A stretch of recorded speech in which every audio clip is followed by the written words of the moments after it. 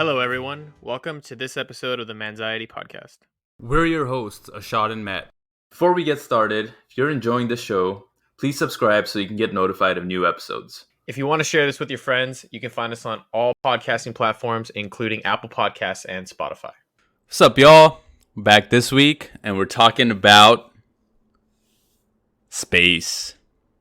Not my space, like we did last time. Not your space, which we haven't done. Well, we kind of did. But space as in outer space. Specifically, what I want to talk about was, sometimes, I don't know, you're maybe listening to a podcast or reading a book or just randomly hanging out. And then you start you get into your thoughts a little bit. And then you start thinking about, planet Earth. And then you start thinking about our solar system, right? And then you start thinking about our galaxy. And you start thinking about all the galaxies. Then you start thinking about, the fact that we're circling a black hole. And then you start thinking about there's multiple black holes out there. And then you start thinking about, there's also multiple universes, if you believe in, the multiverse theory. And then you just start feeling anxious because you start feeling so small, right? It's like we're a grain of sand within the ocean of the universe. And it can be kind of nerve-wracking sometimes. And it used to happen to me a lot, Matt. I don't know if it happened to you. I don't know what your experience is with it. But I used to because I'm big on space, I'm big on all that stuff, right? Sometimes I'll sit there and just start thinking about it. Not when I was younger, I think. Like when I was pretty young, I still enjoyed, watching meteor showers and all that, but I didn't really get into feeling anxious about sort of the vastness of space. But at a certain point, I definitely I definitely started thinking about it, and then it would start make me feel anxious, and I would have to stop thinking about it and think about something else. Have you ever experienced that? Yeah. I mean, mostly before going to bed or something, you start thinking about just how big the universe is and exactly what you're talking about. Ashad is known for his staring off into space, certainly. In our college days, somebody could be talking to him and he'd just be staring at the wall, and we're like, the fuck is this kid doing, And he's like, the universe and pieces and the puzzles, and I don't know. Is that true? I don't think so. I'm just kidding. You never did that. Speaking of college, though, as Matt said, I do enjoy space a lot and just everything about space. When we were in college, there was I think it would be considered a lunar eclipse, right? Lunar eclipses are when the sun's out and the moon passes between us. I think it was a lunar eclipse. I don't know. Let me look it up so I don't give our listeners bad information. But basically, it was the eclipse that happens when the sun's out, so you can't actually it's the other way around. It's a solar eclipse. It's a solar eclipse. Yeah. So it's when the sun's out and the moon passes sort of in front of the sun, in between Earth and the sun, right? And you're not supposed to just look at that because you're basically just looking at the sun, even though the moon, it's in moon shadow, but the sun rays are still coming in. So when we were in college, I built this little. You can build it too. Anytime there's a solar eclipse, you basically get an index card and you poke a hole through it, and you set it up so that the sun is hitting the index card and the hole. And then you put something in front of it so that the light that gets through that little hole shows on whatever the paper underneath. And then you can watch the eclipse happening sort of on the floor, not directly looking at the sun. I don't know if you were there. I think it was over a weekend or something. Maybe you were gone. I definitely remember your nerdy ass running around with an index card trying to get everybody to gather around. Hell yeah. Good. But yeah, I mean, I've always been into space stuff. I used to, wake up at 3 a.m. and go watch meteor showers. I still kind of do. This past what was it? It was a super blood moon. 3000 super blood moon 3000. Maybe. No, it was like a super blood moon something else lunar eclipse that happened maybe a month ago. I woke up at like 3:30 a.m. to watch it, and I go outside and there's freaking clouds in the way covering it, so I couldn't even see it. So that was no fun. It does suck to live in a place that has such high light pollution when you care so much about space. Like if you live somewhere out, maybe in the Midwest or like more like, I don't know, like a ranch somewhere in the U.S., you can really see space. Like I want to go see Aurora Borealis. That'd be dope. Oh, I do too. That's really cool. I mean, if you drive like 30 minutes out the city, you can see a lot of stuff. So when I was living in Irvine, I would drive sort of near Orange, the mountains, like past Orange. And from there, you could catch a lot of meteor showers, a lot of different things, because there's not as much light pollution, and sort of the mountains around you block out a lot of that light. But getting back to the topic, I mean, it's not only about space, but I feel like it happens sometimes, right? And I don't want to say it's a bad thing. Like, I mean, obviously feeling anxious when you start thinking about this stuff is bad, but actually thinking about it's good, right? You're working your like mental powers, right? And you're thinking about stuff, and that's what scientists and that's what astrophysicists and other people do, is they just sit there and think about stuff, and then they come up with an idea, and then they go and the scientific method and they test it and all that good stuff, and that's how new discoveries are made. I think the more important part, though, is learning how to not feel anxious when you're thinking about this stuff, right? So, you start thinking about vastness of space. You're like, oh my God, we're nothing. Life is meaningless. In the grand scheme of things, and then you start feeling anxious. But I think you have to remember that it's all a matter of perspective, right? For us, seeing an ant carrying a grain of sand somewhere is nothing. 90% of the time we probably don't even 99% of the time we don't even pay attention to it. We probably don't even know what's happening. But to that ant, it might be carrying its food or something for it to survive. So in its perspective, right, what it's doing is very, very important, and it's for its survival or the survival of its species. So similarly, right, within, I think, our human perspective, our lives mean a lot to all of us, right? It means a lot to yourself, means a lot to the ones around you, your loved ones. So it's not meaningless. It's just because there's something bigger doesn't mean that the smaller things are meaningless. I think it's important to like remind yourself that if you ever feel that way, and maybe do some grounding exercises, which we've talked about before. What were some of those, Matt? It's like 5 things you see, 4 things you hear, 3 things you touch, right? Yeah, 2 things you can feel, 2 you can smell, which I can't do. Fuck this test. You can change yours though. Instead of smelling, it can be like think about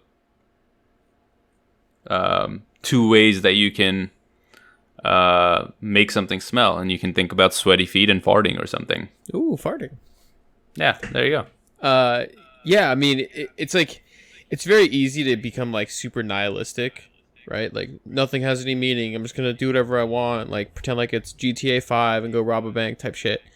But really, because in the grand scheme of things, like technically nothing has meaning, right? Like I think like if you were to take the entire universe and bundle it down to like an hour, or like the entire existence of time as we know it or whatever, it would be like our time on Earth as human beings would be like a second, right? Or something like that. Right. Like it's we've only been here for, a short amount of time overall as like human beings that we know as today.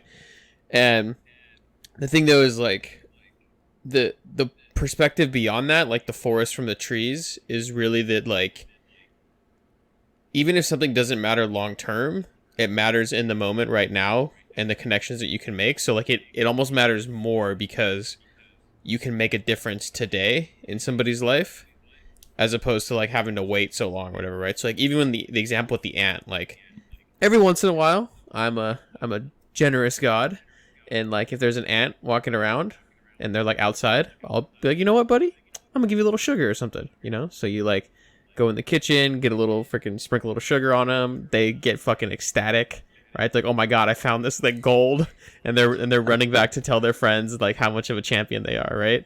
Some shit like that, and it's just crazy to think that like there's so many living things and so many connected things, and I think that's probably more what trips me up more than the space thing, because the space thing, it's like very easy to just be like, fuck, we are tiny compared to the universe, but it's also like within our own universe there's things infinitely smaller than us as well, like ants, cells, protons, neutrons, electrons, just like fuck, man. Atoms, Like, quasars.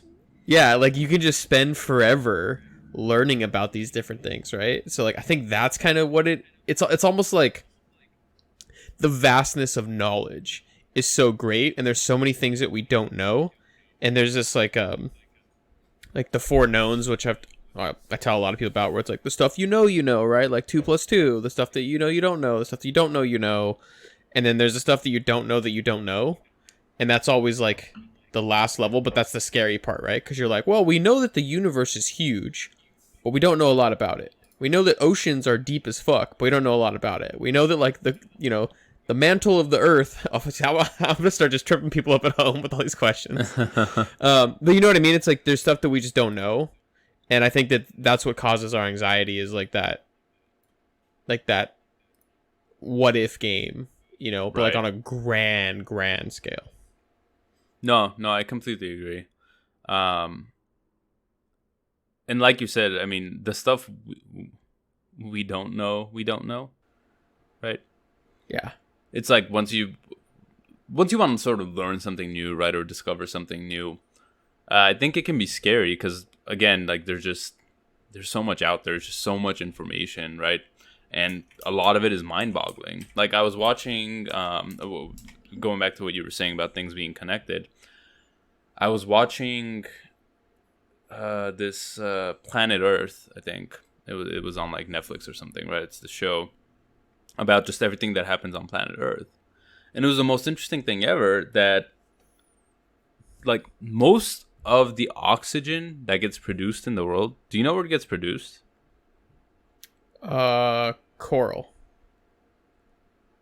No, not coral, but it is in the ocean, right? Which is pretty Plankton. interesting. Yeah, I don't think it's plankton. It's called something else. Whale farts. No. Anyway, it's something in the ocean, right? It's like these small things in the ocean that produce all of this oxygen. But the way that it like it's connected, it's like they produce oxygen, right? These like things, they're like microscopic living things, right? They produce oxygen, and then after they produce it, right, and they die, they're like those cells like rise in the water, and then they like go up, right, because of like they get carried up because of when water evaporates and stuff, and then those move to like the Sahara Desert, like which is like completely on the other side of the world, and then from there like things happen to it, and like it I don't know, like it turns into something else, right? And then from the Sahara Desert, like these winds pick up stuff and take it to the Amazon forest, and it's just like this. It's this crazy thing, like just here on Earth, where like the Amazon and the Sahara Desert are like connected by like and like the sort of the microorganisms that live there, right? And like how like all this oxygen gets created are connected because of this sort of cycle that happens of like, the salts and stuff getting carried from the Sahara over to the Amazon forest, and then becoming something else, and then going in the water, and then, you know, oxygen getting created, and like all this stuff.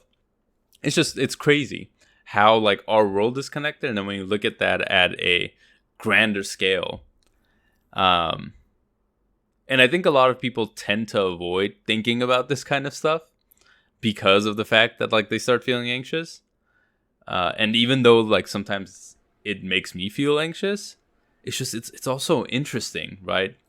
Like learning about how all of these things work, whether it's here on Earth, or, you know, whether it's like you were saying on the microscopic level or on a grander sort of solar system level, right? Galaxy level.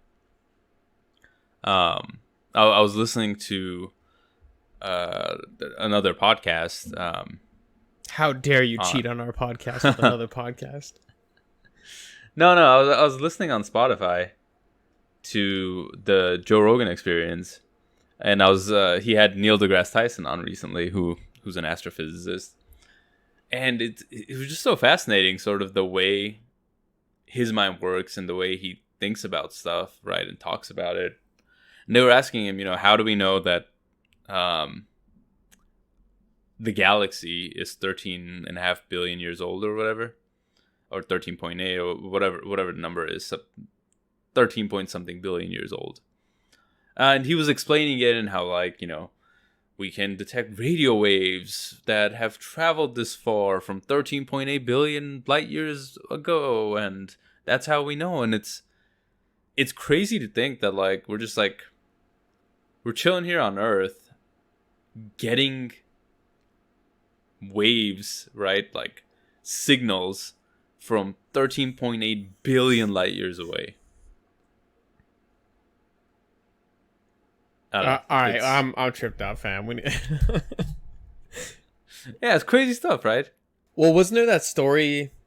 I'm pretty sure it was real, but I feel like it was also from a movie where like there was a bunch of scientists and they got they were like listening for like blips, like, or radio sequences coming from outer space, and they got one, and it turned out to be like a 40-year-old recording of like Hitler or some shit at the time, and they were like, holy shit, like aliens are listening to us. But what happened was like it was radio signals that we were broadcasting that hit like somewhere in astral body, right, like a planet or something, and had mirrored it back to us, but it took 40 years for us to hear it or some shit, right?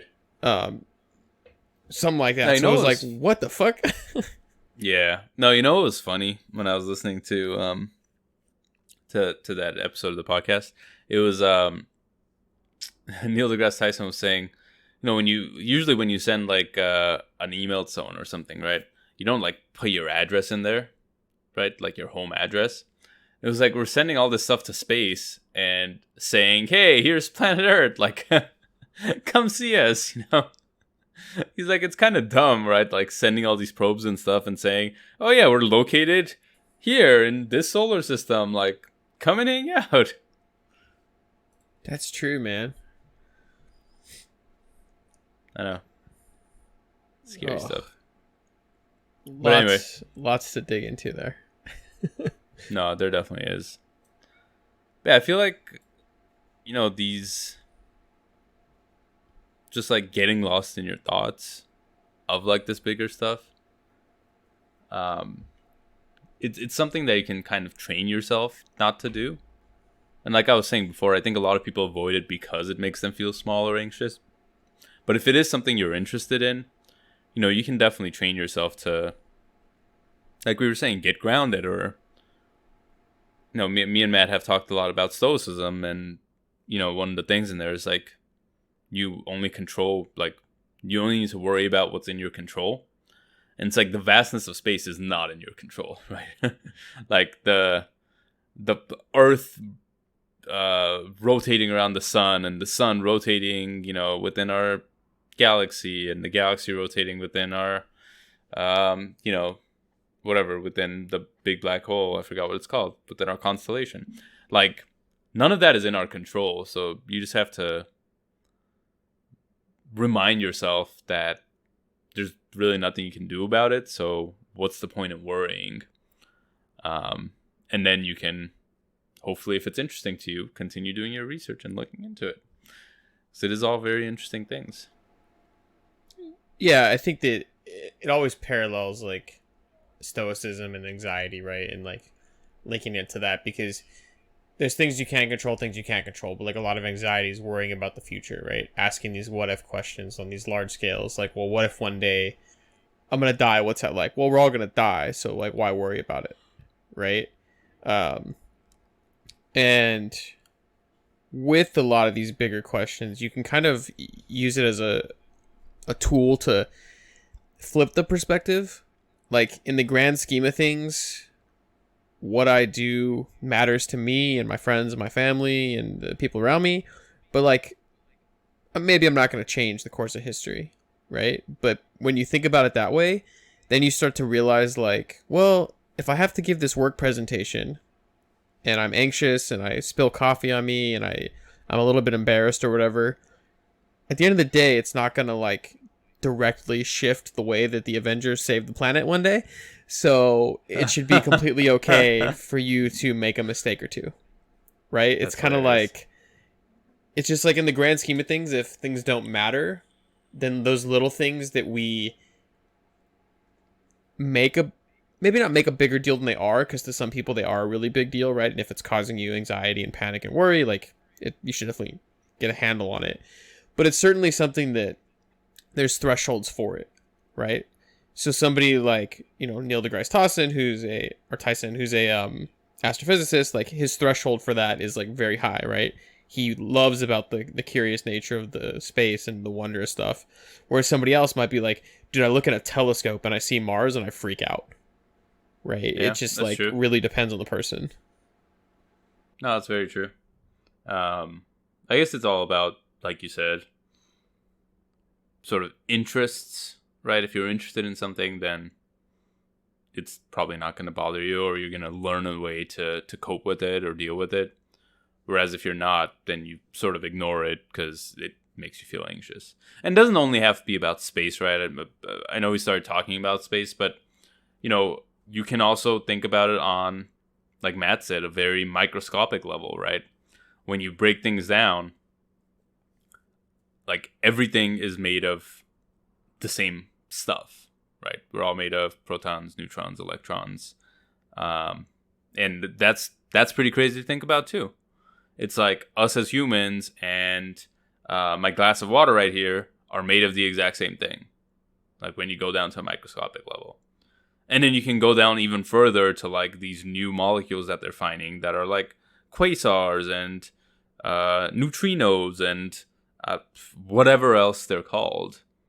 I think either way you go, whether you go to the very minuscule level or the gargantuan level, it's like it's scary to think about. So then a lot of us just tend to stay sort of at our level, at the human level and the human perspective of things. Even our level's scary to think about it. That's true. Right? You're like, why the hell are we here? Why, one of the craziest things, I don't want to freak anybody out, but when you think about this, right? We've normalized dreams. Like, Could you imagine like hundreds of years ago when you would just like get really tired and like you sit down and you have a fucking dream about like a dragon or something? Like how scary that must be, not realizing that like, eventually you're going to figure it out. You go to bed and you have these experiences, right? But like, that's a pretty, you're like, oh yeah, I had a nightmare last night. I woke up in cold sweats. You're like, it happens, whatever, right? What? Like it's crazy to think that we like normalize that and like that process. And even though we don't know very much about like some of the mechanisms with dreams, we know a lot, certainly. But it's just kind of crazy when you look at like even the functions that we do as human beings, like how we eat crap food and can still shit just fine, Like I can eat Taco Bell. That's basically radioactive. And no, it's not. Taco Bell is one of the healthiest fast foods you can get. I feel like you've told me this before, and I feel like it's wrong. Google it. I'm pretty sure it's like grade F. I'm Googling it right now. Or maybe it's healthiest amongst the unhealthy foods. Maybe that's what it is. Well, it's healthiest among the fast foods, right? I'm not saying it's the healthiest food out there. Is Chipotle fast food? Yeah, of course. Oh, then Chipotle is the healthiest. unless there's lettuce in your Chipotle, in which case you're gonna get fucking E. coli because they've had how many outbreaks in the past 5 years? A lot. Fast food restaurant. Let's see what they say. Healthiest fast food restaurants. El Pollo Loco. No, but this one's saying that serve fast food. Chipotle's on there too. Yeah, Chipotle. America's healthiest fast food restaurants ranked. Let's see what it says. Interesting. Little Caesars is up at top. It's because it's literally just cheese and tomato and fucking breading. Seriously. Starbucks, Dairy Queen, McDonald's, Subway, Taco Bell, Arby's, Dunkin' Donuts. What? I know. This is 100% a scam. It's paid for by big industry. No, they're looking at the kilocalorie count, though. Oh. Here, Taco Bell is officially one of the healthiest fast food chains. And I didn't search Taco Bell healthy. I just searched healthiest fast food restaurant. Searched Taco Bell's one of the healthiest fast food chains. It positions one of the breakfast chains for healthy food. Yada yada yada. For breakfast, their breakfast is bomb. According to the nutrition page on their website, they've reduced sodium across the menu by 15%. Ooh. Removed artificial flavors and colors and replaced them with natural alternatives. Sourced 100% cage-free eggs for their breakfast menu. And 100% cage-free egg ingredients were introduced to the menu in 2018. And they serve chicken raised without antibiotics. There you go. I was specifically talking about their taco meat, bro. But all right. I don't know. I don't know why I went on tangent, but no, I agree. Human body is very amazing. Something else that was very interesting to learn. Not learn. I had heard about this before, but listening to it again on the podcast was, the water you drank is the same water that think about anyone in history has pissed. Like literally anyone in history. You can, like King Tutankhamun from fucking Egypt, or you mentioned radio signals from Hitler, or Napoleon, or okay, explain what's the theory here. It's not a theory, it's true. There's only so much water on Earth, right? There's a limited amount of water, so fresh water. So because of that fact, the water that you drink and piss out eventually gets recycled and other people drink it. So throughout history, everyone has had the same exact amount of fresh water. Right? I know. It's pretty mind-boggling. Okay, it's but the thing is, like, it's not the same water.